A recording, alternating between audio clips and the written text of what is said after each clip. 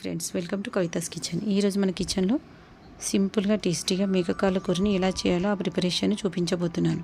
Calcium ఎక్కువగా ఉండే మేకకాళ్ళతో ఇలా కూరని చేసుకొని తింటే చాలా చాలా మంచిది. మరి పర్ఫెక్ట్ రుచితో మేకకాళ్ళ కూరని ఈజీగా ఎలా చేయాలో ఆ టిప్స్తో సహా ఇప్పుడు చూసేద్దాం రండి.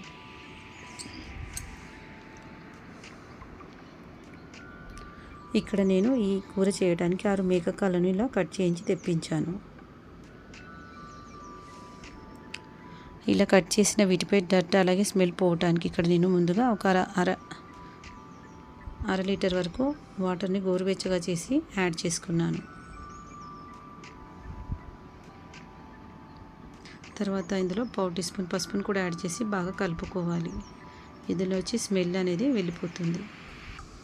తర్వాత వీటిని ఒక 5 నిమిషాల పాటు పక్కన పెట్టి మంచినీటితో క్లీన్ చేసుకొని ఒక బౌల్లోకి తీసి పక్కన పెట్టాలి.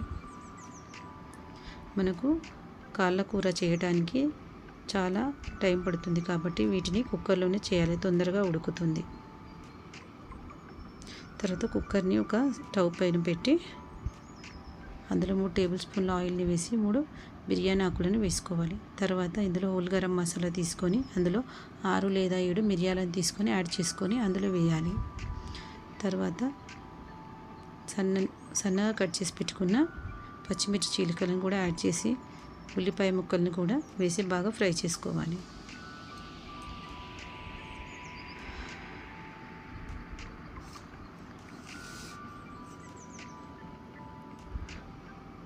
ఉల్లిపాయ ముక్కలు ఆల్మోస్ట్ ఫ్రై అయ్యాక ఇందులో ఒక 1/4 టీ స్పూన్ సాల్ట్ని బాగా కలిపి ఫ్రై చేసుకోవాలి.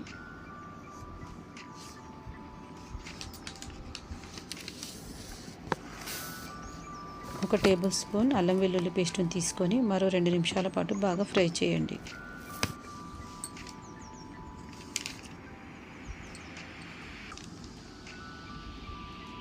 ఇప్పుడు ఇందులోకి మనం కడిగి క్లీన్ చేసి పెట్టిన మేకకాళ్ళను కూడా తీసుకొని ఈ ఆయిల్లోనే 2-3 నిమిషాలు బాగా ఫ్రై చేయాలి. దీనివలన కూరకి మంచి ఫ్లేవర్ వస్తుంది.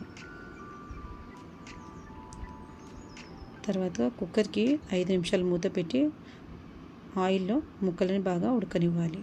తర్వాత మూత తీసి ఇందులో 1 టీ స్పూన్ పసుపుని యాడ్ చేసి బాగా కలుపుకోవాలి.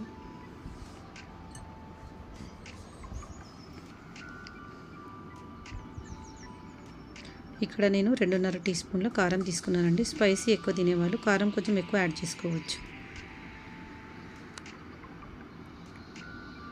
ఉప్పు, పసుపు, కారం బాగా ముక్కలకు పట్టేటట్టు బాగా కలుపుకోవాలి. తర్వాత ఇక్కడ గుప్పెడంతా కొత్తిమీర ఆకుని యాడ్ చేసుకోవాలి. తర్వాత ఇక్కడ నేను ఒక సుమారు 1 లీటర్ వరకు వాటర్ని యాడ్ చేసుకున్నాను. ఈ ఉడకడానికి చాలా టైం పడుతుంది కాబట్టి ఒక 1 లీటర్ వరకు వాటర్ సరిపోతుంది. ఉడికిన తర్వాత గ్రేవీ అనేది చిక్కబడుతుంది కాబట్టి ఒక 1 లీటర్ వాటర్ సరిపోతుంది.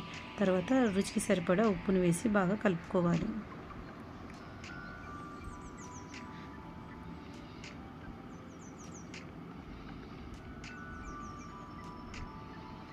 ఇప్పుడు మంటను లో ఫ్లేమ్లో పెట్టి మూత కవర్ చేసుకొని విజిల్ పెట్టి ఒక 10 విజిల్ వచ్చేంత వరకు స్టవ్ పైన పెట్టాలి.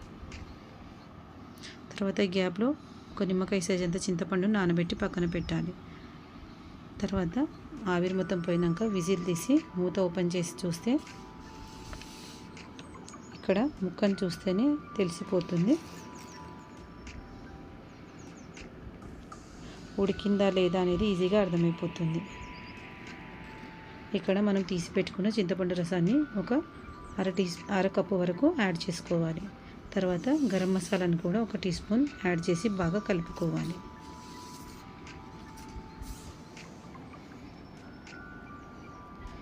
ఇక్కడ ఫ్లేమ్ని హై ఫ్లేమ్లో పెట్టుకొని సూప్ని ఒక 5 నిమిషాల పాటు బాగా మరిగించుకొని కొత్తిమీర ఆకుని చల్లి స్టవ్ ఆఫ్ చేసుకోవాలి. తర్వాత దీన్ని వేరే బౌల్లోకి షిఫ్ట్ చేసుకోవాలి. ఎంతో రుచికరంగా ఉన్న మేకకాళ్ళ కూర రెడీ అయిపోయింది. ఇలా చేస్తే కూర జొన్న రొట్టెలోకి, రైస్లోకి, పుల్కాలోకి, రాగి సంగట్లోకి చాలా పర్ఫెక్ట్గా కుదురుతుంది. ఈ రెసిపీ కనుక మీకు నచ్చినట్లయితే మీ ఫ్రెండ్స్తో షేర్ చేసుకొని లైక్ చేయండి, సబ్స్క్రైబ్ చేయండి.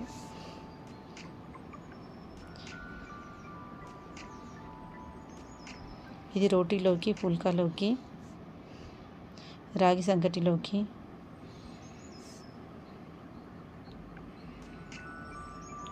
జొన్న రొట్టెలోకి చాలా పర్ఫెక్ట్గా కుదురుతుంది. మీరు కూడా ఒకసారి ట్రై చేసి మీకు ఎలా కుదిరిందో నాకు కామెంట్ రూపంలో తెలియజేయండి. మీరు చూస్తున్నారు కానీ సబ్స్క్రైబ్ చేయట్లేరండి. సబ్స్క్రైబ్ చేస్తే నేను చేసే ప్రతి వంట మీ వరకు చేరుతుంది. Thanks for watching Kavitha's kitchen. Thank you.